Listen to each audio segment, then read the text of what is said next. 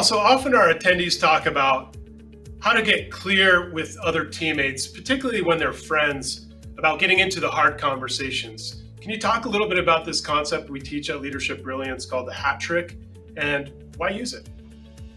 Absolutely. I love the hat trick. I use it in my personal life with my family and my kids as well as professional. But the whole idea is, how do you help someone understand where you are and where you want to take them?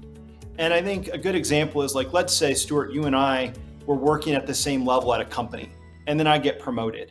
And we've become friends. We were used to working on the same level. You didn't report to me, but all of a sudden you do. Well, the good news is we're friends and we have all this great history together.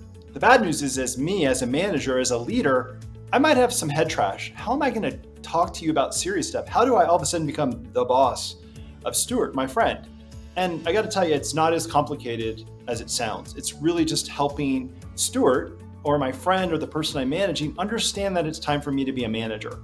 And so I simply use something that I call the hat trick. And it works something like this. I would just say, hey, Stuart, right now, I've got to put my manager hat on. I've got to put, my director of marketing hat or whatever my title hat on, so that I can explain to you what's really important, what we need to work on.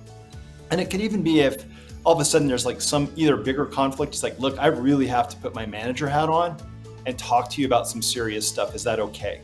And what I'm doing is I'm allowing the person I'm talking to, in this case you, understand where I'm coming from, that I've shifted gears. I'm no longer, Carl with the baseball hat on and we're playing softball together. I'm Carl, the manager, and we're about to have a conversation that's more managerial or more about work than just us being friends. And I find that really helps empower people to bring it forward when it's time for them to kind of change who they are and what they need to be at that point in time. And that's the hat trick. And we teach it at Leadership Brilliance. And I think it's a really great concept.